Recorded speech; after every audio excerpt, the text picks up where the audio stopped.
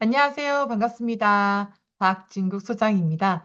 이번에 2025학년도 대학부사 영재교육원이 서울, 경기도 지역이 거의 끝나서 이제 발표가 다 되었는데요. 많은 또 노력도 하고 또 열심히 했지만 또 결과가 잘 나오지 않아서 상심하신 분도 계실 거고요. 또 좋은 결과가 나와서 기뻐하시는 분도 계실 겁니다. 하지만 영재교육원은요, 어, 다니게 되면 너무 좋지만 영재교육원이 목표가 되어서 너무 좌절할 필요는 없을 것 같습니다. 그러나 영재교육원에 지원하고자 하는 친구들은 영재교육원을 미리 준비해야 되겠죠. 그러기 위해서는 올해 2025학년도 영재교육원에 대해서 이렇게 분석을 해드리도록 하겠습니다. 올해 영재교육원 중에서도 지금 이제 제가 소개해드릴 영재원 한번 소개해드릴게요. 자, 영재원. 우리 아이들도 영재원 들어갈 수 있을까? 영재원에 대한 A부터 Z까지입니다. 자, 일단 영재교육원에 대해서 많이 알고 싶으실 경우에는요. 영재교육원 종합 데이터베이스 GED에 들어가시면 다양한 부분 알 수 있고요. 특히 영재원은 이제 지원하거나 접수하실 때도 영재교육원 이제 관련돼서는 이 GED에 들어가시면 볼 수 있습니다. 자, 어떤 학생이 영재원에 유리할까요? 내공을 많이 쌓은 학생, 책을 많이 읽고 배경 지식이 풍부한 학생이고요. 또 자기 생각을 잘 풀어내는 학생. 예를 들어서 본인이 뭔가 책을 읽었다라고 한다면 그 책에 대해서 내용을 조금 더 본인의 생각을 집어넣어서 말할 수 있어야 되겠죠. 그리고 영화를 보더라도 드라마를 보더라도 뭔가 거기에 대한 내용에 인상 깊었던 인사이트 받았던 부분들을 요약해 딱 정리할 수 있던 것이 중요하고요. 집중해서 봤을 경우에 본인이 딱 도움이 됐을 때는 한 문장으로 어떤 특정한 대사라든지 어떤 특정한 의미 부분을 본인이 좀 말할 수 있어야 되는 거죠. 수학이나 과학이 이제 영재원에 많이 있는데요. 거의 대부분 80% 이상이 수학과 영재원이거든요. 이때 영재원에서 수학의 경우에는 중등 과정을 좀 탄탄하게 스스로 풀어내는 응용 심화 가능한 학생들이죠. 초등학생 저학년이 하더라도 이 정도의 어떤 수학 능력을 가지고 있어야지만 어려운 문제를 해낼 수 있고요. 또 과학의 경우에도 중등 과학을 탄탄하게 또 배웠거나 또 못 배웠다 하더라도 어느 정도의 이해를 하고 흡수할 수 있는 자질 있는 친구들이 중요합니다. 또 기초만 탄탄해도요. 선행이 안 되어 있어도 응용하고 뭐 기본 기능을 가지고도 본인이 그 주변에 뭐 책을 많이 읽었다던가 다양한 경험을 통해서 깨우쳤던 것들을 답안에 작성해 낼 수 있는데요. 표현력이 되게 중요합니다. 뭐 예를 들어서 하나를 알면 그거에 대해서 그냥 그대로 간단하게 심플하게 적는 것이 아니라 이제는요. 예를 들어서 옆으로 보고 뭐 위로도 보고 아래로도 보고 속도 보고 다각도로 하나의 물체를 관찰해내는 그 표현력이 중요한데요. 영재교육과 같은 경우는 바로 그런 부분이 잠재력이 될 수 있겠습니다. 그리고 수리전공 분야의 지원 학생의 경우에는 뭐 초등, 중등, 고등 수학적인 능력, 경치대회라든지 아니면 이런 창의사고력, 수학 창의사고력 문제라든지 이런 것들을 단계별로 좀 많이 평소에 많이 풀어보고 익숙해 있으면 되게 도움이 되고요. 그렇지 않더라도 정말 뛰어난 친구들은 그 과정 거치지 않고도 풀어낼 수 있습니다. 네, 이렇게 해서 영재교육원에 어떠나 유리한가이고요. 그 다음에는 제가 지금 이제 말씀드릴 게 서울교대의 과학영재원입니다. 2025학년도 영재원이 끝났는데요. 서울교대는 이번에 모집 요강을 보시면 인재상이 특별하게 가미가 됐어요. think different, 그다음에 play different.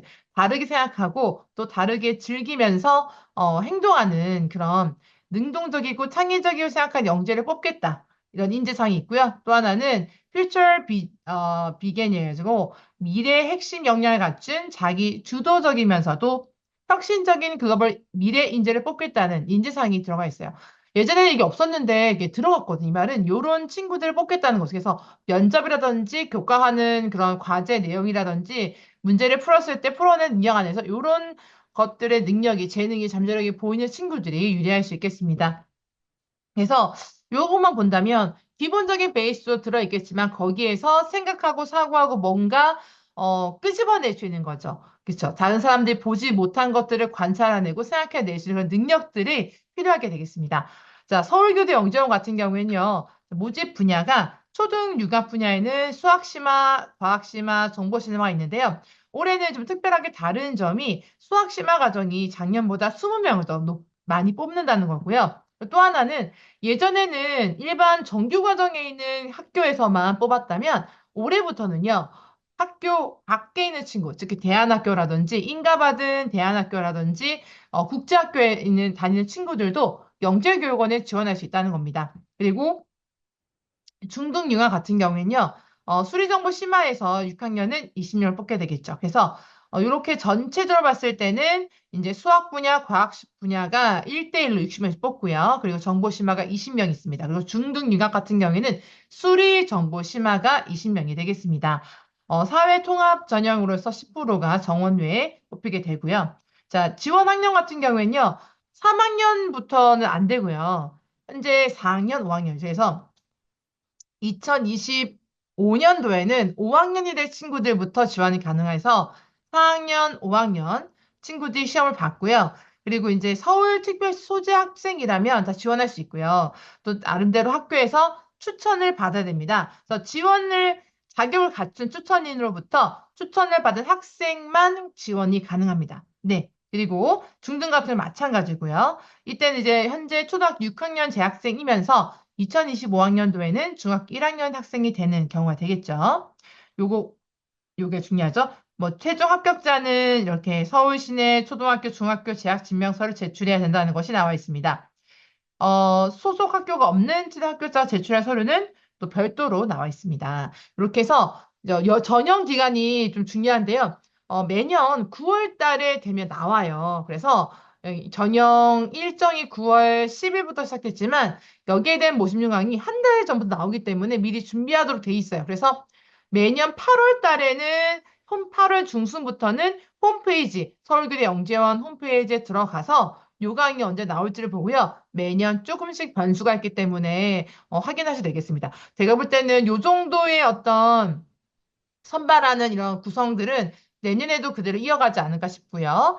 이 중에서 이제 서류가 있어요. 입학 지원서가 있고 개인정보 수집 및 이용 제공 동의서를 내야 되고요. 그다음에 교사 추천서가 있습니다. 그래서 추천인 자격은요. 자, 정규직으로 근무하는 교원, 그리고 지원자를 지도했던 담임교사나 지원자가 재학한 학교 교사, 그리고 영재교육기관에서 지원자를 가르치는 교원이 되겠는데요. 많이 물어보시는 게요. 영재교육원 그 추천서를 받을 때 어떤 선생님한테 받는 게 좋습니까? 유리합니까? 라고 하는데요. 가장 지원자를 잘 알고 있고 잘 또 추천해 줄 수 있는 분에게 부탁하는 게 좋을 것 같고요.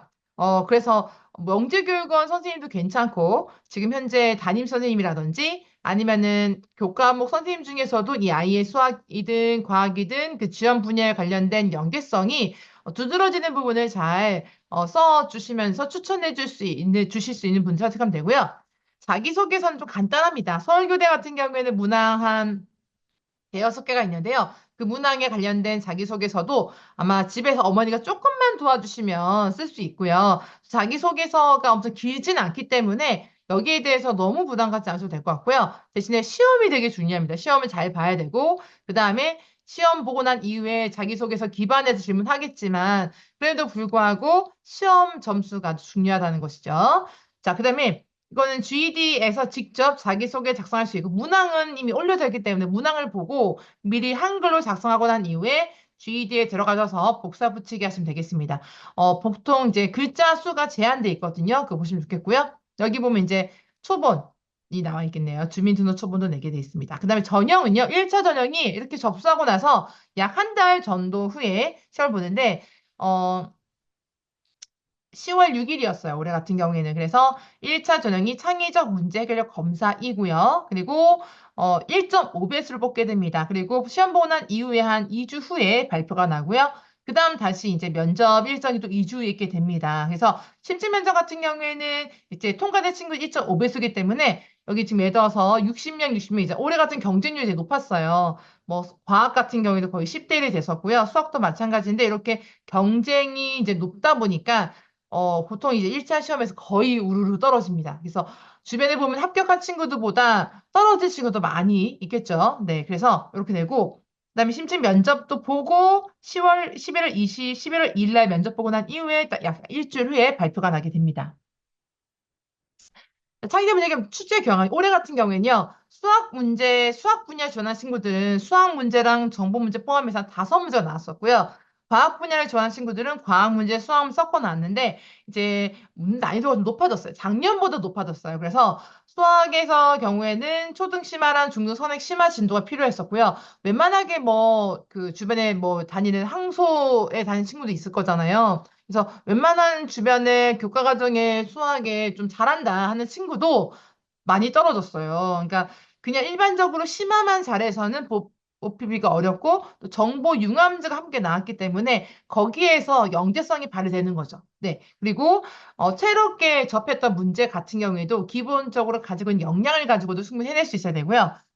그다음에 창의적 문제 해결력이 중요하죠. 그다음 과학 분야 좋아하는 친구들은 초등 심화나 중등 선행도 되어 있어야지 풀 수 있는 문제들이었고요. 그리고 정보 같은 경우에는 수학과 정보 분야에 관한 문제 해결 기본적인 정보 처리 능력 필수가 될 수 있겠습니다. 주변에 이런 정보 학원에 이제 다니는 친구들이 많죠. 이런 분야에 관심이 있어가지고요. 자, 그래서 기출문제 보시게 되면은, 제가 이제 주로 영재원 대비할 때 쓰는 문제 중에 꾸러미 교재가 있고, 영재원 바이브 책이 있는데, 이 꾸러미 교재가 이렇게 한 40쪽에 4학년용에서 비슷한 문제가 나왔답니다. 저희 이제 시험 봤던 친구들이 얘기 들었는데요. 공간, 뭐, 도형 쪽의 문제가 비슷하게 나왔고, 반사의 원리, 구분자석, 광합성, 초등학교 교과 과정을 다 아우러야 되면서도 요 반사나 뭐 자성이라든지 광합성은요, 중학교 교과에 나오기 때문에 초등학교 심화랑 중등 선행까지는 되어 있어야지만 어느 정도는 원리를 쓸 때 응용해서 쓰는 더 덧붙이는 건 여러분들 아이디어 쓰겠지만 그 안에 들어갈 원리는 훨씬 더 풍부하게 쓸 수 있지 않을까 싶고요. 그리고 뭐 수학 같은 경우에는 비례 비율 문제 나왔다는 것이고요. 센티그리티라는 것도 여러분들 그 영재원에서 좀 많이 다루는 그런 주제이기도 합니다. 그래서 교육청 영재원 다녔던 친구들 같은 경우에는 샌드그리트 문제 나왔을 때 잘 풀었겠죠? 그리고 산소 문제 뭐 관련돼서 뭐 아이디어를 4개 쓰라 돼 있었던 것 같고요. 자석 문제 같은 경우에도 구분 자석에 관련된 그런 자석에 대한 문제도 난이도 높았다고 합니다. 근데 옆에 있는 거는 제가 손으로 쓰진 않았고요. 실제로 이제 수학을 봤던 친구가 이제 복기해 준 건데, 여기 보시면 한 변의 길이가 3cm인 정사각형 9개로 나누고 해서 가운데 뭐 한 개를 색칠하는데 하지 않은 정사각형을 25로 나누어 가운데 한 개 색칠하고 색칠하는 정사각형 49로 나누어 가운데 한 개 색칠한다 등등 해서 이렇게 색칠한 부분의 넓이를 구하라 되는 문제 나오고요. 이렇게 이제 문제가 쭉 나와 있습니다. 이런 문제 유형이 수학 문제 나왔는데 딱 보시면 괜찮았어. 쉽게 풀 수 있는 문제야라고 할 수 있겠지만 어떤 친구는 되게 어렵게 문제 풀었고 또 풀었다 하더라도 이게 정확한 답을 내지 못했을 땐 틀렸겠잖아요. 그래서 이런 문제들을 아주 받았을 때 능숙하게 잘 풀어낼 수 있는 친구들이 합격할 수 있을 것이고요. 그러려면 정말 수학적인 재능이 장난 아니게 높아야 되겠죠. 네. 기출문제 같은 경우 이런 것도 있었어요. 뭐 이건 이제 그 전에 나왔던 문제인데 요 문제보다도 지금 올해 난이도가 높았다니 비교하기 위한 거예요. 뭐 이런 수학 문제와 이런 식물에 대한 문제, 또 지구과학 문제, 그다음에 물리나 화학에 대한 문제가 나왔는데요. 지금 2025학년도에 나왔던 올해 문제가 여기 있는 이 문제보다 좀 더 난이도가 높았습니다. 실질 면접 같은 경우에는 보통 자기소개서 기반으로 인성이라든지 소양 면접 나왔고요. 지원 분야의 적합성 질문이라든지 뭐 예전에는 심층 면접이 직필 시험이기 때문에 작년에는 없었거든요. 그래서 이렇게 자기소개서 기반에서 나오는 문제 유형으로 면접 보게 되고요. 인성 면접 그리고 또 영재원에서 왔을 때 잘 적응할 수 있을지 또 어떤 친구 같은 경우에는 뭐 문제와 관련돼서 또 물어볼 수가 있습니다. 지원한 분야, 뭐 수학이든 과학이든 관련돼서 문제가 나올 수 있습니다. 대비 전략으로는 어떻게 보면 초등학교 연관된 심화 과정, 그리고 중등 과정, 그리고 관련돼서 실험, 탐구도 많이 해보고요. 또 영재원 기출 문제도 많이 풀어야 될 것이고, 또 평소에도 책도 많이 읽고, 생각도 많이 하고, 또 그냥 생각만 하고 책만 줄줄 읽는 것이 아니라 어느 정도 본인이 그걸 생각을 정리해두고 말로 할 수 있어야 되기 때문에 어머니들께서 조금 더 질문도 많이 하시고, 또 아이가 어떤 생각을 하고 있는지 많이 끌어내주는 게 좋을 것 같아요. 그래서 저 같은 경우에는 많이 질문하면서 끌어내주는 편이거든요. 그래서 다 알려주기보다는 아이가 그것을 해낼 수 있게 도와줘야 되기 때문에 많이 가르치려는 방식보다는 코칭해주면서 아이의 생각과 아이의 내면의 여러 가지 많은 생각들 정리할 수 있도록 계속 스스로 말할 수 있게 또 자기가 생각을 더 깊이 할 수 있게, 또 스스로 찾을 수 있게, 호기심이 생길 수 있게 동기부여해주는 그런 코칭이 필요하게 되겠습니다. 그래서 어떠한 그 단원에서 문제가 나올지 모르긴 모릅니다. 그러므로 평소에도 꾸준하게 이렇게 내공을 쌓아가는 것이 영재교육원이 되겠습니다. 그래서 서울교대 과학영재원 대비할 때는요, 제가 쓰는 문제집이 뭐 1031 교재 영재원의 바이블 책도 있고요, 과학 잡지를 통해 다양하게 읽는 것도 있습니다. 그래서 이런 것들을 좀 최대한 문제 경향을 분석하시고 또 어떻게 보면 영재학교나 과학고나 특목고를 준비한 친구들이 기존 어떤 베이스를 쭉 가고 있는데요. 그런 공부하면서 플러스 알파로 과학책이라든지 다양한 인문학 책이라든지 고루고루 이렇게 체험하는 것들 필요하고요. 또 하나는 탐구 활동이 필요합니다. 여러 가지 발명대회나 탐구대회 같은 것들을 출전하면서 그런 문제교류도 같이 길러가면 너무 좋겠습니다. 배운 것들을 응용할 수 있게 되는 거죠. 네, 여기까지가 서울교대 영재원 2025학년도 입시 분석이 되었습니다. 어, 예를 들어서 이제 그 합격한 친구들의 한 예를 보면요. 사실은 저희 영재원에 이제 이런 교대형 합격한 친구들을 보면 아무래도 이렇게 조금 진짜 제가 문제를 풀려봤을 때도 다른 친구들이 생각하지 못한 어떤 아이디어를 내는데 그냥 그 아이디어를 그냥 내는 것이 아니라 디테일이 엄청납니다. 그래서 그 아이디어에 대한 생각들이 머릿속에 쫙 그려지면서 거기에 대한 그림도 그리고 설계도 그리고 그다음에 여러 가지를 뽑아낼 수 있는 친구들이에요. 그래서 실제로 합격한 친구들을 보면 남다르긴 해요. 네, 아, 정말 영재위원회에서 아이를 잘 뽑는구나라는 걸 알 수 있을 정도로 어, 남다릅니다. 그래서 저도 사실은 제가 아이를 많이 가르쳐고 있고 그다음에 가르쳐 왔고 영재원 합격한 친구를 봤기 때문에 사실 서울교대 영재원에 이런 정도면 붙겠다라는 친구 있거든요. 근데 그런 친구들이 또 최종적으로 합격하기까지는 좀 기다려야 되기 때문에 변수가 워낙 많아서 제가 막 무조건 합격합니다라는 말을 하지 않고요. 가능성이 높습니다라고 말씀을 드리긴 합니다. 그리고 개인적으로는 좀 서울교대 영재원과 좀 맞지 않은 친구들 보이긴 해요. 왜냐면 아는 거는 많고 또 머리선 똑똑한데 실제로 그걸 써내는 걸 잘 못해요. 그래서 자기가 알고 있는 것들을 써내고 표현해내는 어떤 훈련도 해야 되는 것이 중요하고요. 이거는 뭐 굳이 영재교육원을 가지 않더라도 이런 영재원을 지원한 거 외에도 특목고나 앞으로 미래에 우리가 또 필요한 인재가 되기 위해서는 본인의 어떤 생각이라든지 이런 것들을 정리하면서 새롭게 아이디어를 좀 창출해내는. 그리고 또 하나 혼자서 할 수 없죠. 여러 함께 소통하면서 해야 되기 때문에 그런 능력들을 같이 요하는 그런 친구들이 훨씬 유리할 수 있겠습니다. 네. 서울교대 영전 합격한 친구 너무 축하드리고요. 그리고, 올해는 이제 초등학교 3학년이어서 보지 못한 친구 내년에 볼 거잖아요. 그리고 초 2학년도 있을 것이고, 내후년 볼 것인데, 영재원에 이제 서울교대 영재원에 이제 관심이 있다면, 이런 정도를 미리 아시고 준비하시면 되겠습니다. 감사합니다.